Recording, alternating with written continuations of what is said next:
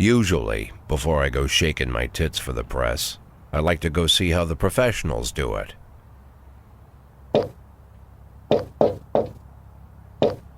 Some might say the chief of police has no business in an institution like this, but in fact it's the quietest and safest place in town. You won't run into any reporters, nobody gets into any fights, nobody drinks too much, nobody even raises their voice. The place is owned by an elderly gentleman who knows how to keep things under control. That's why I never invite my friends here. I wanted to make an exception for my 60th birthday, but most of my colleagues are young enough to be my sons, and they'd rather just hire prostitutes. Why stare at some boobs when you can take the whole package for yourself? But there's none of that in our club. Even looking too long is considered indecent. You can get an occasional glimpse, like by accident. The rest of the time you just pretend that you're immersed in conversation, or just come by for a drink. Doesn't mean these gentlemen wouldn't want their bald heads smothered in tits. It's just that nobody says it out loud. My younger colleagues might call it hypocrisy, but I call it the good old-fashioned manners.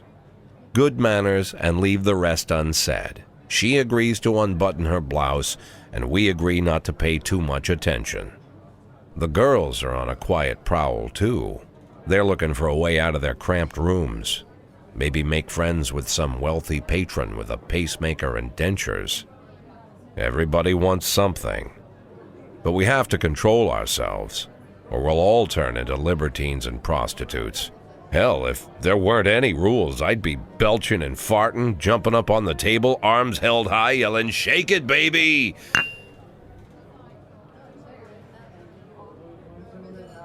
No idea how I got so barbaric.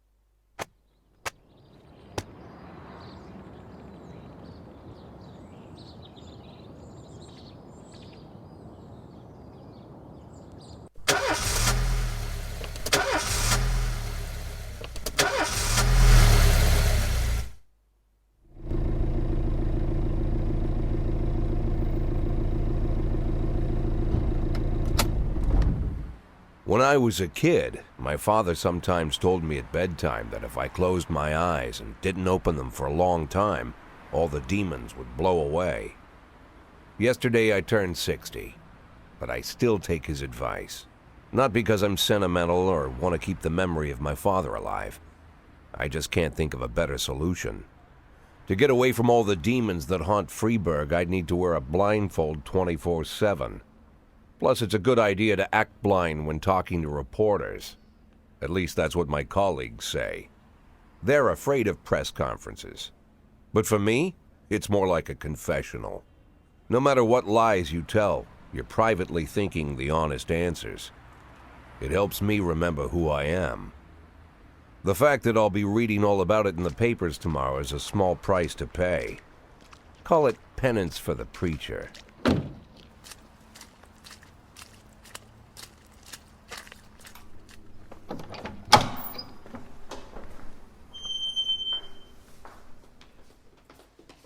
This is the first time I'm afraid of those answers my mind has given me. Not because I'm mad I'm losing my job. Though it's true, I'm mad as hell. Not because I subconsciously blame everyone else. Though I damn sure do blame them. And don't even ask me what my next move is. I can't imagine. But even that doesn't scare me. The worst thing is, I know I'm gonna have to do something. I'll be damned if I know how far I'll go. I may have a lot of vices, but predictability isn't one of them.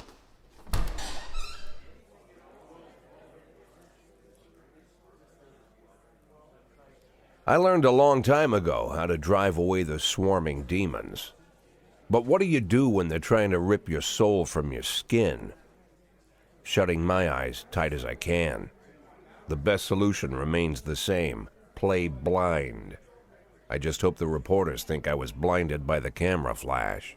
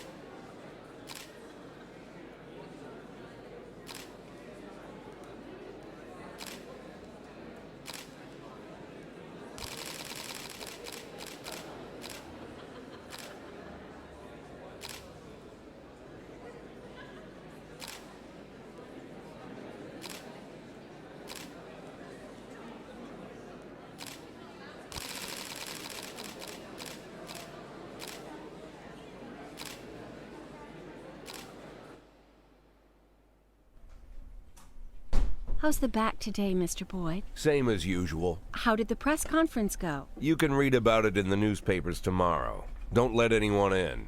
Even Mr. Kendrick? Especially Mr. Kendrick.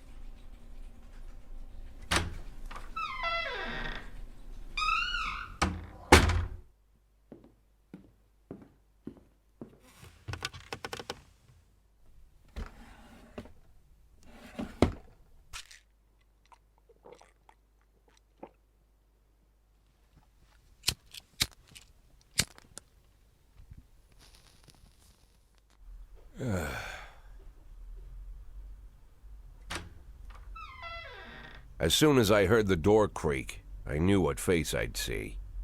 When I tell Emma not to let anyone in, there's only one man it could be. Rude, arrogant, no warning. That's Mayor Rogers in a nutshell. White summer shoes, white socks, white shorts, white polo shirt, and the white smile of a hungry shark. Mayor Rogers enters every room like he owns the place.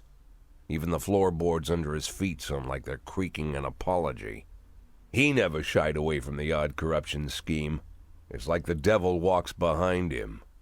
In the movies, the villains controlling the city play golf with the judges. Rogers plays tennis with them instead. That's about the only difference. Jack, I was hoping to catch you after the press conference. You ran away so quick. There's no smoking at City Hall. No reason for me to hang around. Well, this morning I signed a ban on smoking in all public buildings. Soon you won't be able to smoke here either. Soon enough I won't be here at all. That's what I wanted to talk to you about. The people of this city like you, Jack. The police chief of all people. Don't betray that, Jack. Don't get wrapped up in any schemes.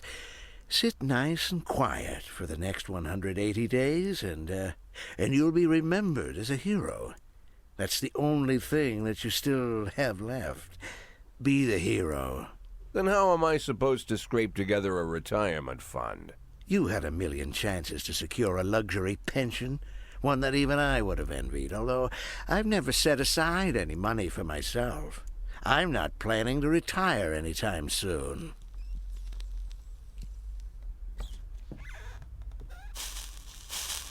"180 days of quiet, Jack. That's all I need. I don't have any problems with you, and you won't have any problems with me. I have a new assistant, Troy Starr. If you have something to tell me, call him. But try not to bother him. He's a busy man." I'll do my best. "And quit smoking up the office. One of my friends will be using it soon."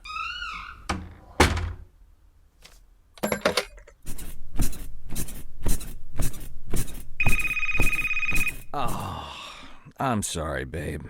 Only the mayor has this number. Mr. Mayor? Yeah, is this Troy Starr? Yes? Go fuck yourself, Troy Starr.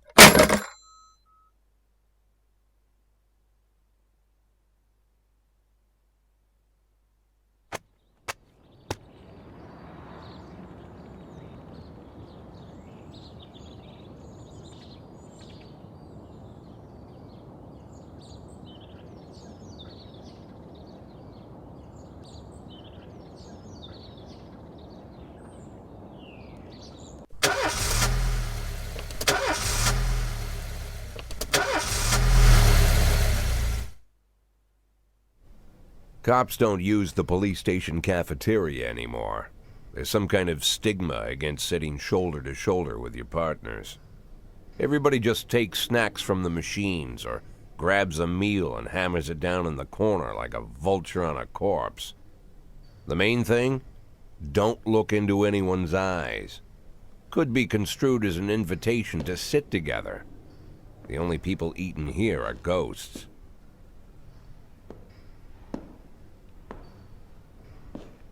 My deputy, Francis Kendrick. He recently became one of those ghosts. The subject of one of the most devastating corruption scandals in the history of Freeburg. No evidence to support the accusations, but everyone knows Kendrick's days are numbered. I need that file I asked for. Needs to be ready tonight. Francis didn't say anything, but I understood. Ghosts aren't supposed to talk. Besides, I got a feeling he was already finished.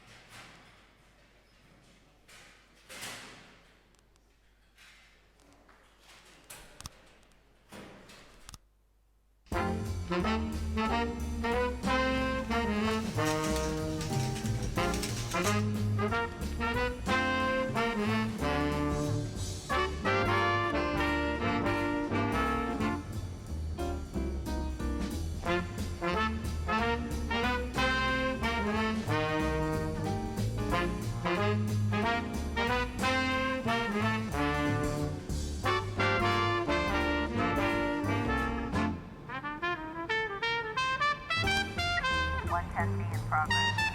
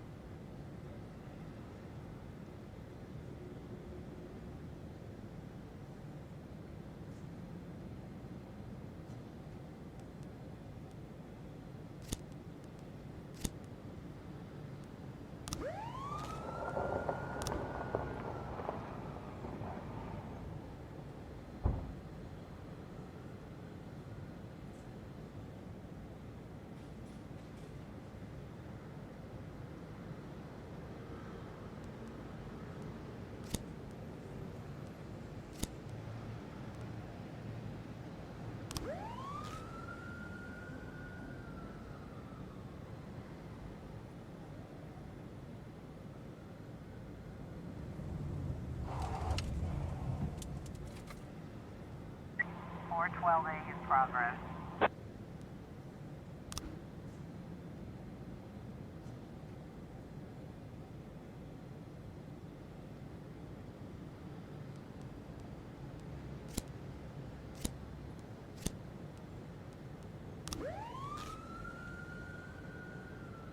Looks like we have a situation here.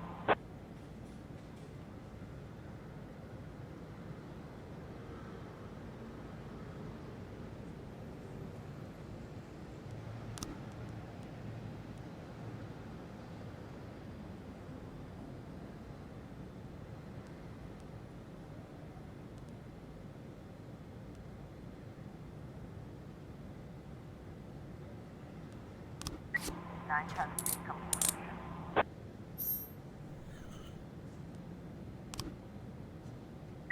311A complete.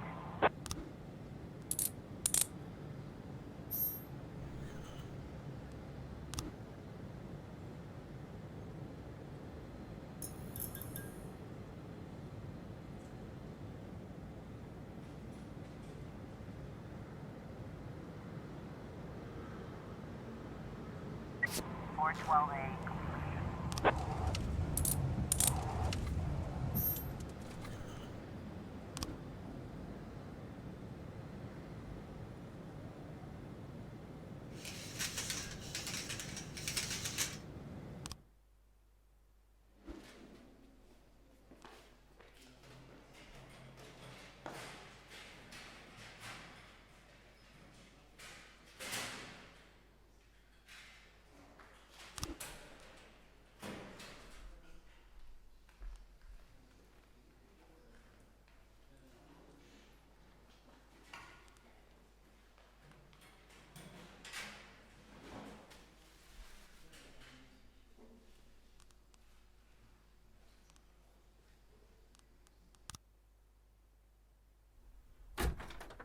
Used to be, when I asked Kendrick to stay late at the office, he liked to grumble and crack wise.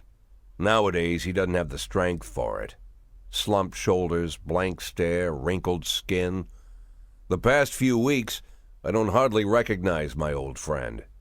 In his younger years, he reminded me of a gallant royal officer in an old Kipling story. Kendrick isn't just crumbling under the weight of the public pressure, but from the shame of it all. Internal Affairs raided the library he inherited from his grandfather, hoping they'd find buckets of cash stashed in the pages. Heard about the look on his face, the fearless policeman standing helpless in horror. I've known Francis for 30 years. The past 20 years he's played loose with the law. And I know that at a certain point every stolen dollar brings more misery than anything else. Probably sounds crazy, but I sympathize with the guy. What can I do? Your friends are your friends, and these are the waters we swim in.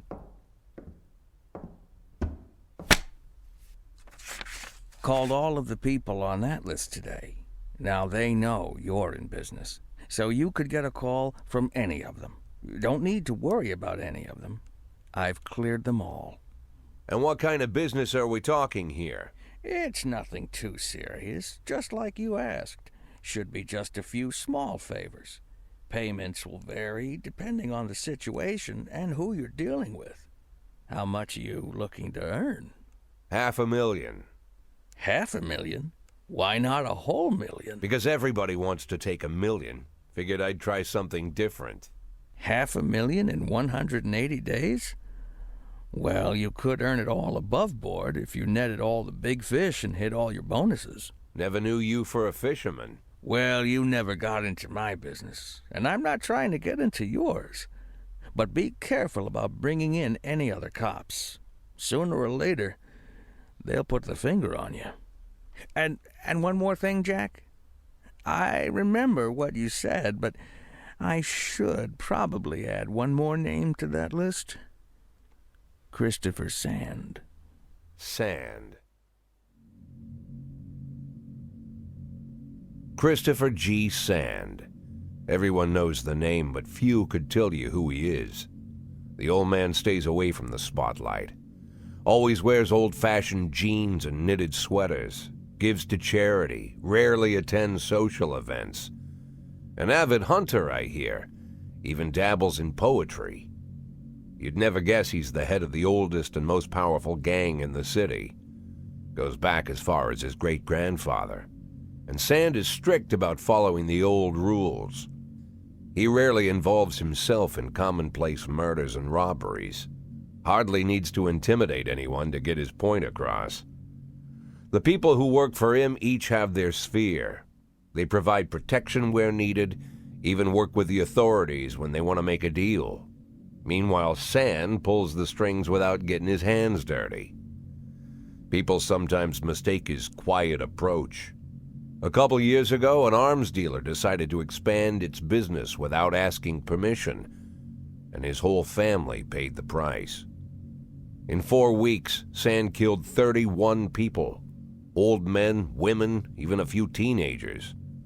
And Sand's people made sure every paper reported it. Frank, I don't want to hear you say that name again. Jack, please, listen to me. I'm in with these guys. We agreed, Frank. That's not the kind of business I'm into. I don't go there. Never have, never will.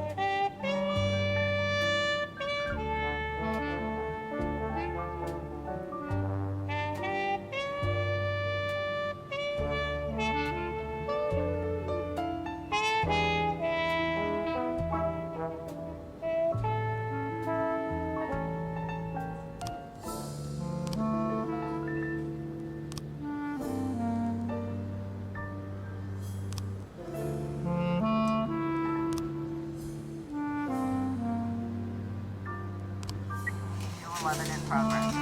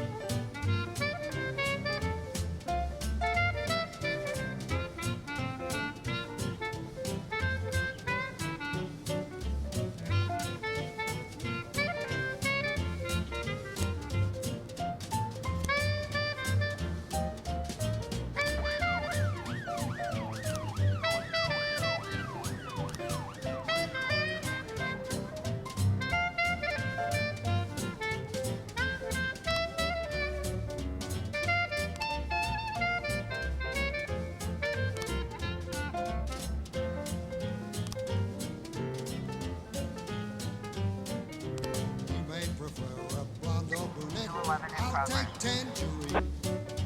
Now that we've met, I'll get sweet ginger green. Red is for danger, so I'm told. I know just what they mean. Gotta be bold, the whole sweet ginger green. She's sweeter than Sue and Georgia Brown. Beats Lulu too when she's back in town. Now she can shimmy like Sister Kate. She's a dancing queen, fit for a king. Swing sweet ginger green.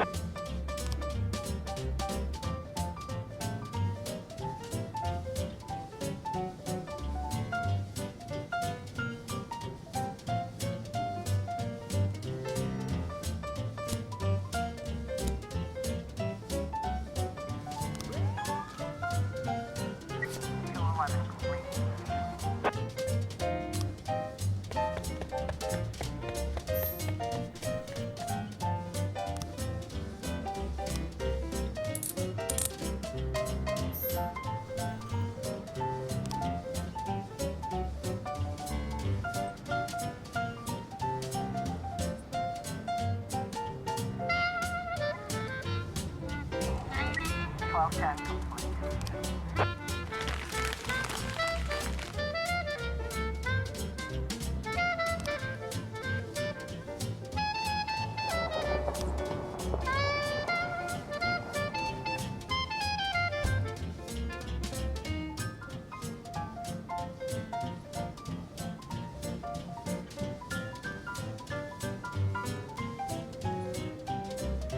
Now she can shimmy like Sister Kate.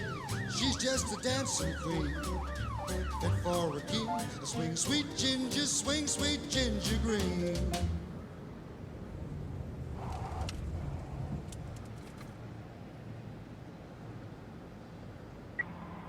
11B in progress.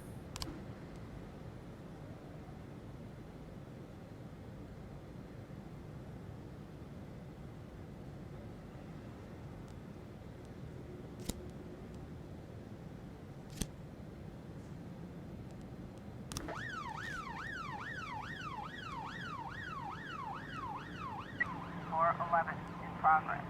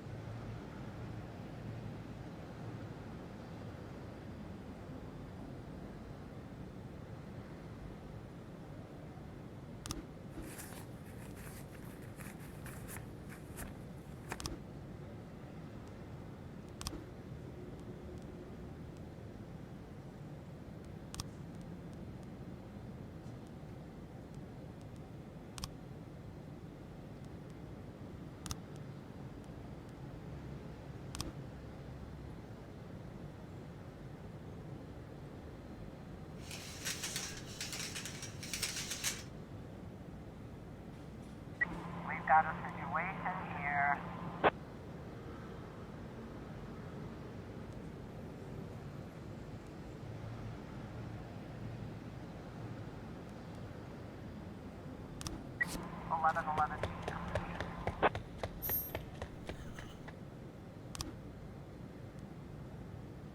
411 completion.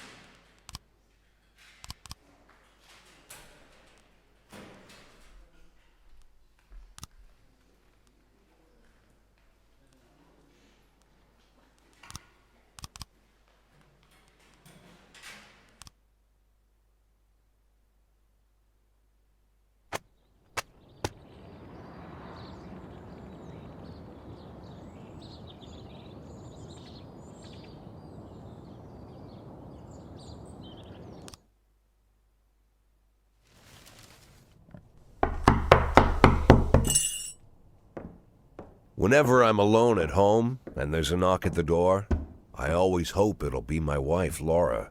She's always forgetting her keys. Hello, my name is Steve, and you're Jack Boyd, is that right?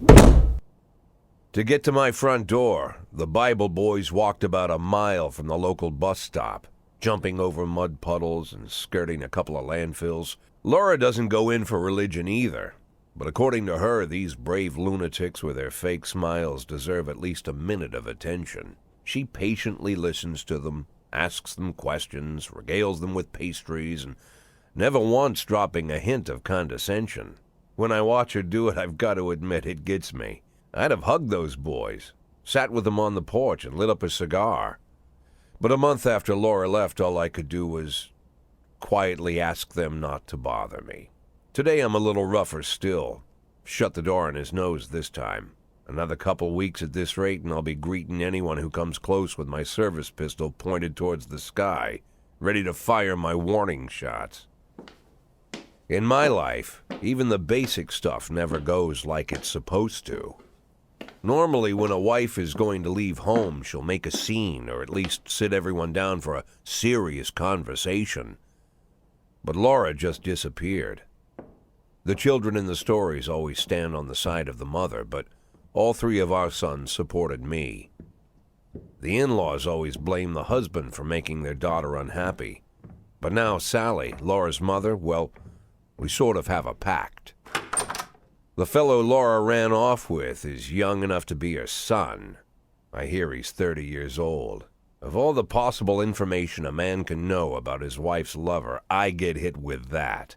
Fortunately, Laura's mother doesn't like the way it sounds either. Sally figures this guy just thought he'd have some fun with a mature woman, but he'll be back chasing college girls before the year is out. So we have an agreement. Sally's going to track down Laura and try to reason with her, and we'll arrange a meeting.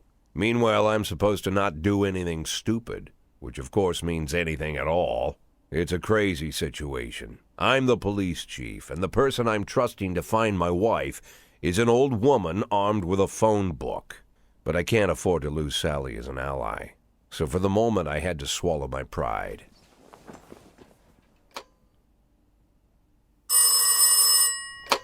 Hello. Mrs. Markham, this is Boyd. Oh, is there any news? That's what I wanted to ask you. Have you found anything? An address, phone number? Have you spoken to her? Don't worry, Jack. I've narrowed the range to 2 suspects, or whatever you like to say at your police building. At my police building, we find people faster than a funny old woman chirping on the phone with my wife's girlfriends. Oh, you're an old man, Jack. Come to your senses. They'd give us straight odds on the street. But I've got more energy, Jack. Maybe you think I'm a foolish old woman, but I go to my book club, argue with the girls about Byron, and it gives me energy.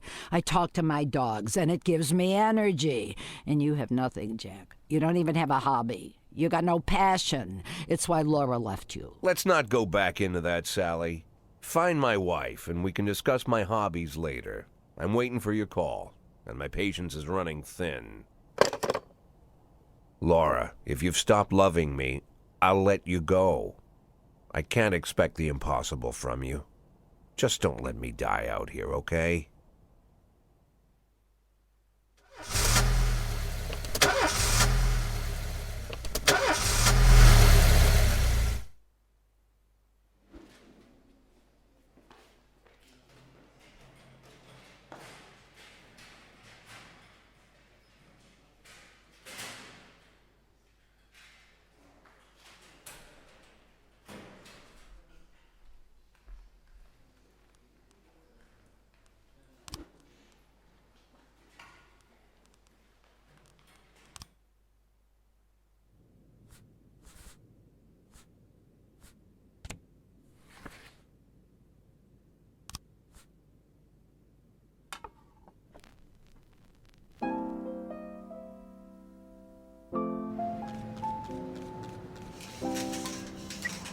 12 in progress. Don't you leave me here. Don't you leave me here. If you must go, sweet mama, please leave a dime for beer. Rooster crow and a hen ran around. She said, if you want my fricassee, you'll have to run me down.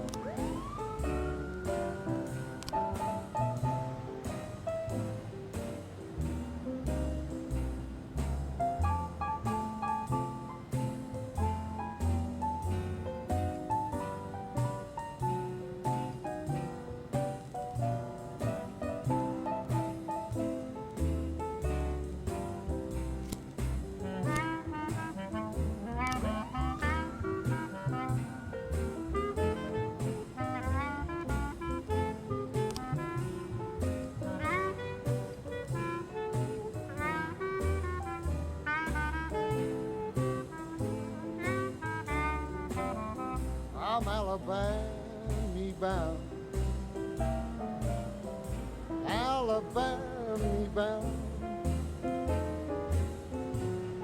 I followed you round from town to town. I'm Alabama bound. Don't you leave me here.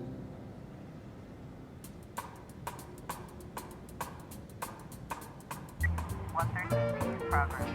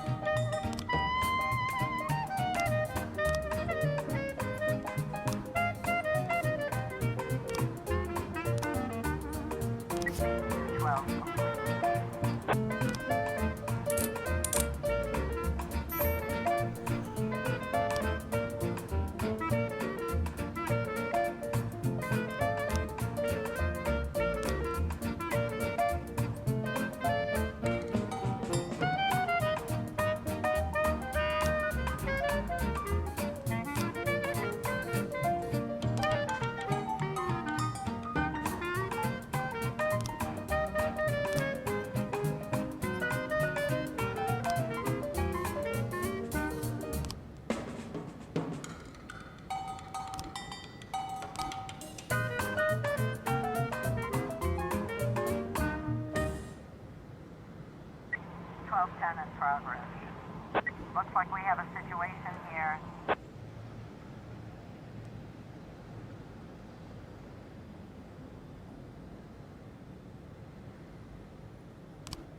One 13 feet completion.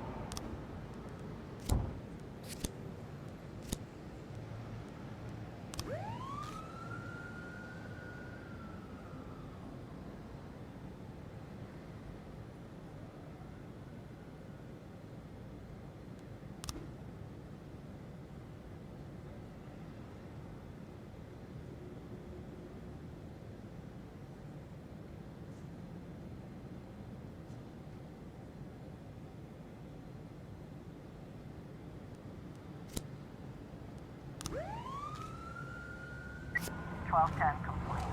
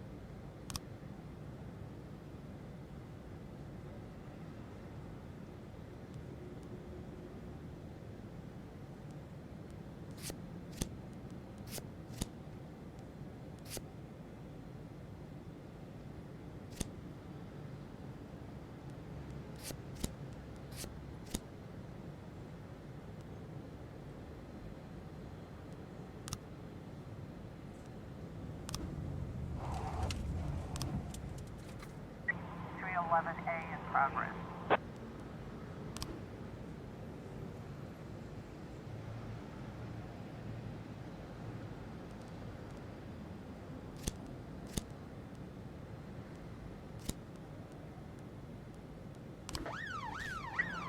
A in progress.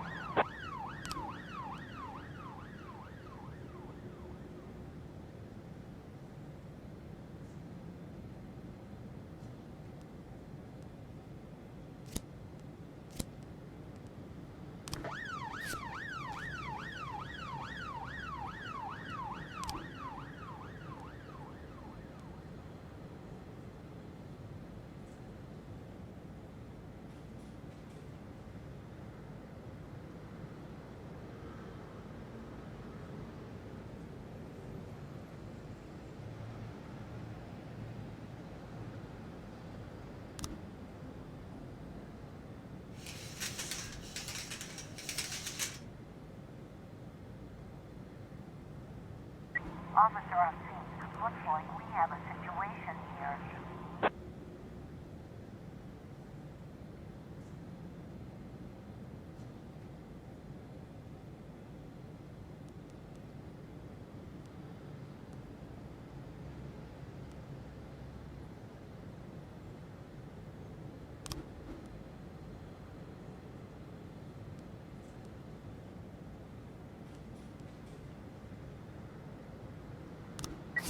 A complete. A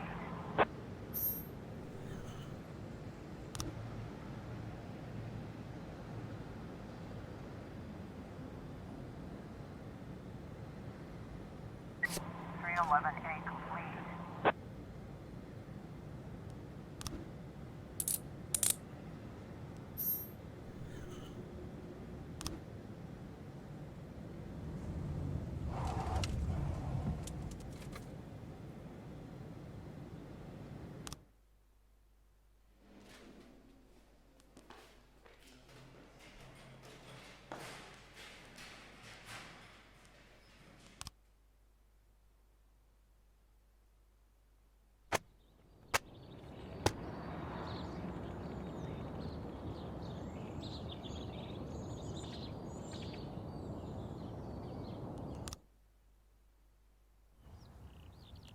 Why would a man need a barn? To store all the stuff you can't bring home. About 30 years ago, back when I was young and interested in farming, I carried all kinds of junk home. After a day in the field, I'd come home with buckets, shovels, dirty boots and clothes, and instantly transform the living room. But even back then, there's something I always kept in the barn.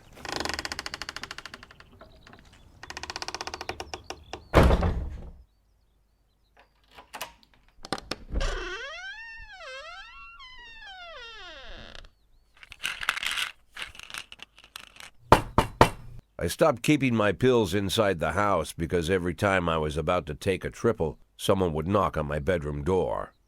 Now they're knocking on my barn door. Well, fine.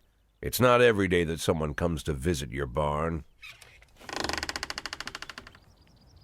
In all the years we worked together, Kendrick never came to visit the house.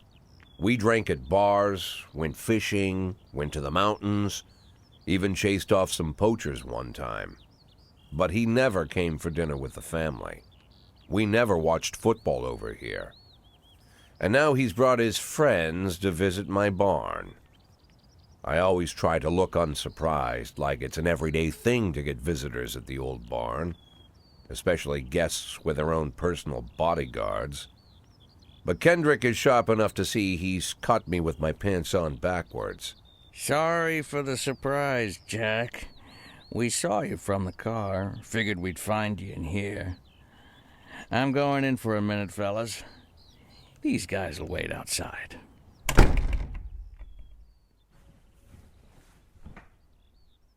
How long you been dating the lover boys? They're sans people, Jack. Yeah. So now you're appearing in public with members of the mafia? Jack, I'm leaving tonight. More like fleeing. Jenny and I are taking the girls and making a run for it. Probably won't be seeing each other again. I've got new documents, a new name, a new life, everything new. The papers say you're still working your last week for the department. I've got to get out today. I won't be getting another chance. Don't know if you noticed, but the whole city is against me. You told your mafia friends about your plans. Jackie, if I don't fix everything with them in the next few hours, they're going to kill me. And not just me. My family, my relatives, God, Jack, I don't know who else. They found out that I was planning to run and they demanded that we close our contract today. Your contract, Frank? Really? Is that how you talk now? Maybe you should call in the lawyers to straighten all this out. Now is not the time, Jack, please. I have a commitment to them until the end of the year. They need an inside line at police headquarters. I can't just give them back the money. That's not how the mafia works. If I can't find someone I can trust tonight, I'm dead. You know me, Jack. I wouldn't ask you if I wasn't afraid they'd cut my daughters to pieces before sunrise. He's the damn fool who puts his daughters in the crosshairs in the first place. Anyone in my place would have dressed him down good. But I didn't want to pile it on. Fate's already got this guy's soul in the grinder.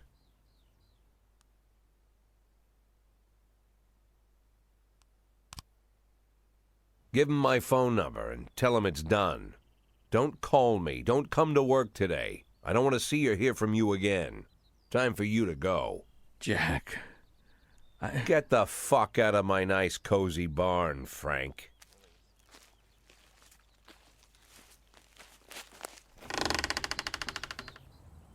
At the time, I was trying not to think about what just happened. It was almost too much to take in. I'm probably the most popular police chief in the history of the city, and I have to admit, I've thought about that more than once, sometimes with a little pride even. In one of the features they wrote about me in the papers, they said it pretty plain. He catches the criminals. Believe me, high praise like that is unheard of in Freeburg, especially for a cop. And here I am, the person who catches criminals, and I've agreed to help the mafia, or I'll come home to a bag stuffed with my kids' body parts. Right before the last hammer falls. Hey, remember that cop who caught criminals? It turns out he was a mafia bitch. And all for the sake of a greedy, corrupt cop who should have fled the country years ago. That sound right to you?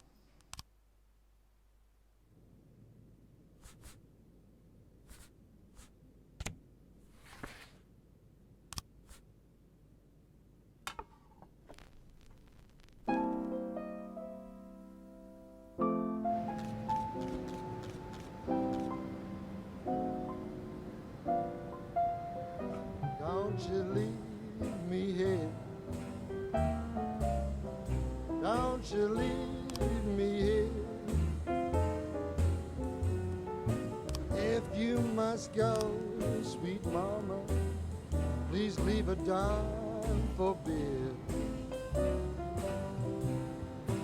Rooster crow and a hen ran around. She said, if you want my fricassee, you'll have to run me down.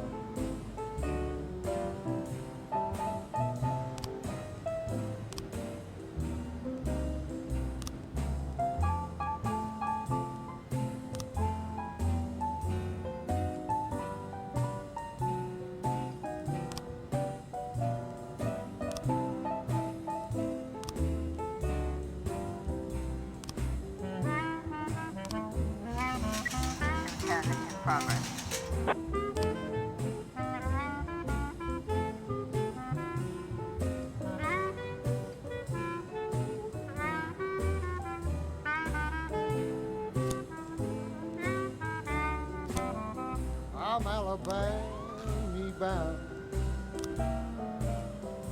Alabama bound. I followed you round from town to town. I'm Alabama bound. Don't you leave me here.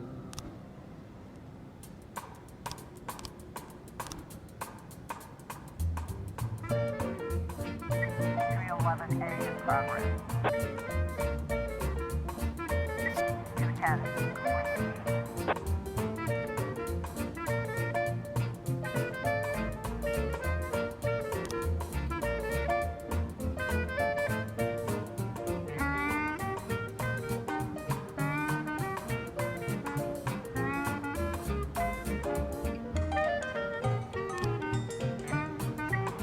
Officer on scene. Looks like we have a situation here.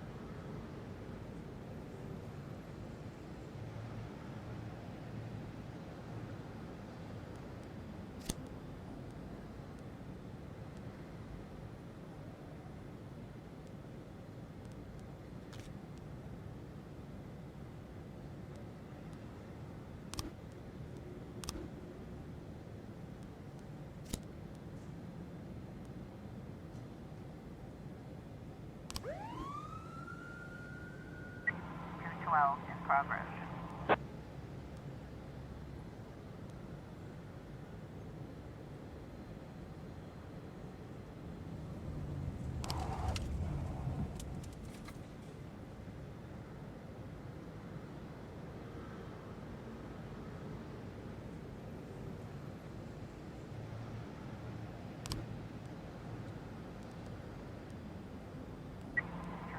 Complete.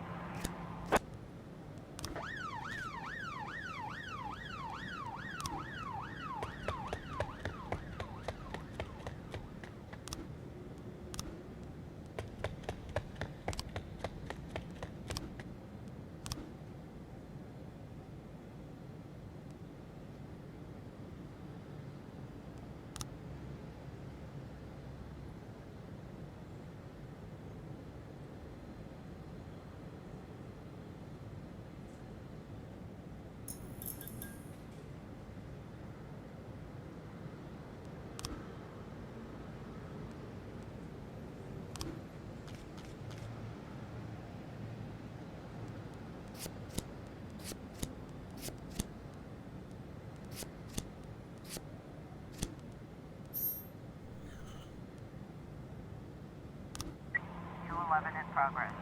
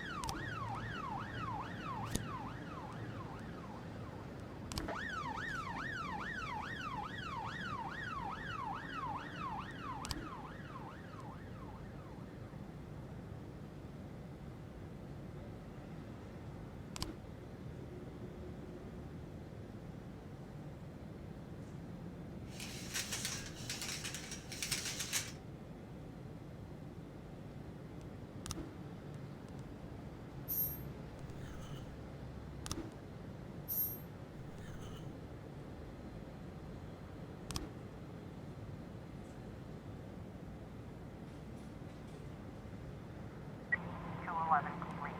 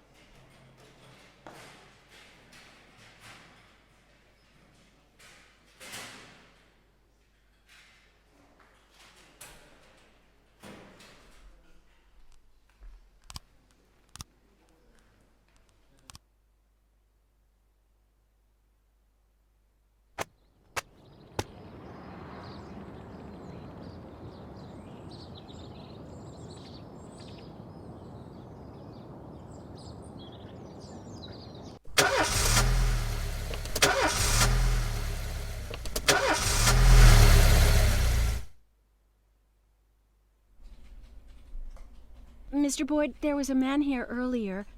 He left you this. A man?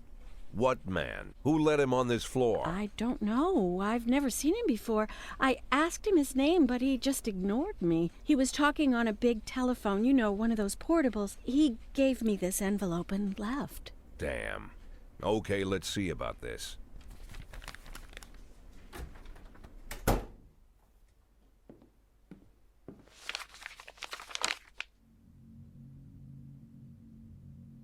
Of course, they could have shot them the second they took the photo. But I knew Kendrick and his family were all right. Either way, the message was not that they got out. It meant that I was in. My servitude to the Mafia had begun. I'd only been in my new position 5 seconds, and I already knew why Kendrick called it a contract. You sound doomed if you call it what it is. A curse. Boyd. Good morning, Jack. I believe you just received my message. Who am I speaking with? Oh, I'm sorry. I forget some people don't recognize my voice. But I assure you, Jack, if I was sitting right there in front of you, you'd have no trouble recognizing me. Like I was a member of your family. Even better than a wife, perhaps. A wife can betray you. No man is immune. I don't talk to people who don't tell me their names. Oh, Jack, don't be so childish. You're too old to run away from strangers. Yes, we both are. And in our old age, friendship becomes rare and all the more precious. But of course, we must work with new people and find out new names. So if you insist, Jack, let us formally meet. Hello, Jack Boyd. I'm Christopher Sand. Wonderful, Mr. Sand. And what is it you do for a living? Oh, you'll soon find out all about that. Well, you'll learn much more than a simple policeman could ever expect. You're a simple policeman no longer, Jack. Don't turn off your phone. You start today.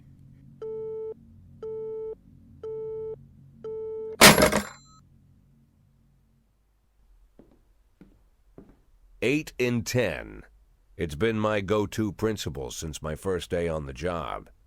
I've got to let my colleagues hush up what they need to, 2 out of 10 times, so that they'll help me with the remaining 8. 80 out of 100, 800 out of 1,000. I'm proud of those statistics. It's not so bad for Freeburg, right? But now I just officially became a mafia whore. I'm supposed to be fearing for my life, for the lives of my wife and children. But the only thing I can think, what's going to happen to 8 and 10?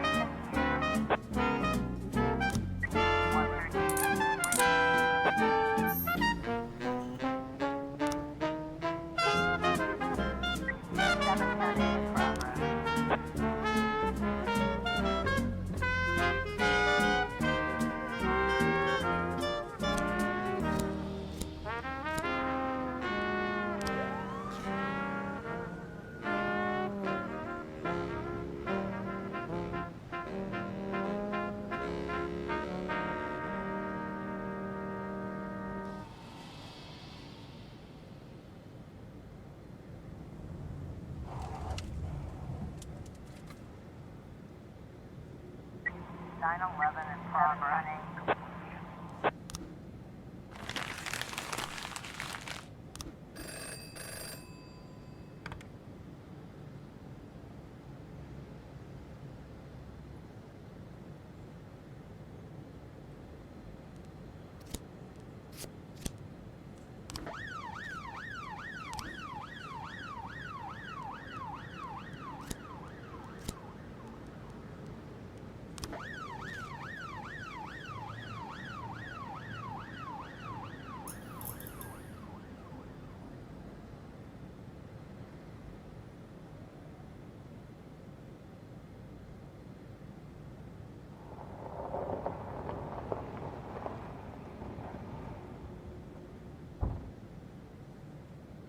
Nine 11.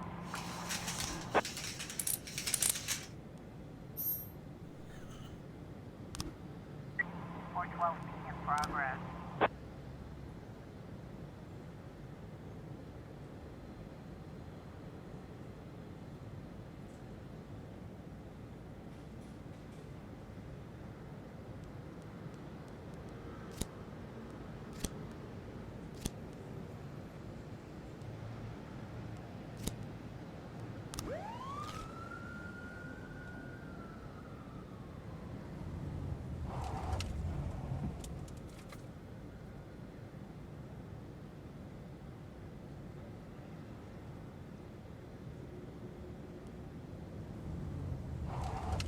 Officer on scene, looks like we have a situation here.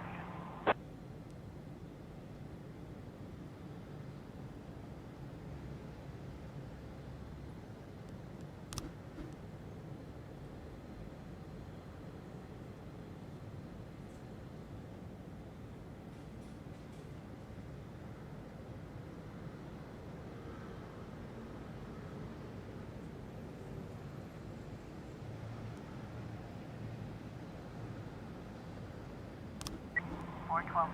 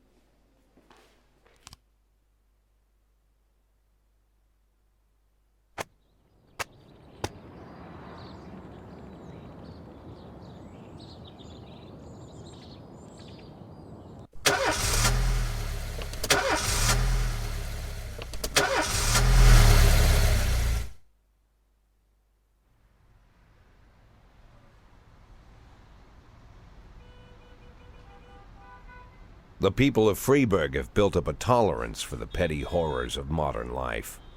You'll never see crowds gathering around a beaten passerby. Folks rarely even slow to gawk at a car accident. And street theft doesn't turn heads anymore. Been a long time since people got worked up about stuff like that. So when I ran into a troubled crowd on the way to work, I knew there was something serious going on. Something bad enough to knock these people out of their daily rhythm. And we're talking about people who would step over a corpse if it was blocking the door to the coffee shop. But apparently all it takes is a bunch of leaflets, or spreading broken glass across Main Street, or releasing a couple of hundred rats in the ice arena. The mysterious figure taking responsibility for these strange acts goes by the alias Robespierre. Nobody knows who he is, what he wants, or what all this adds up to, from the buckets of lard spread on the sidewalk to the front door of City Hall covered with ostrich feathers. But this strange cross between childhood pranks and cheap theatrics has got the people all worked up. Everyone understands when some Freeburg crook satisfies the basic human need to rob and kill. But when someone steals a lion from the local zoo and locks him in a cell below the courthouse, the people start asking questions. Myself, I kinda like this Robespierre. It's not just the pranks he's pulling or his green bull's head emblem. I just like his funny nickname. Robespierre? Really? Who does that make me? The Marquis de Lantenac? I don't think so. In the old books about revolutions, I fancy myself the old gunner who goes off to war with a bag of damp powder. Or maybe the innkeeper who tops up the beer kegs with mop water. It's something to think about.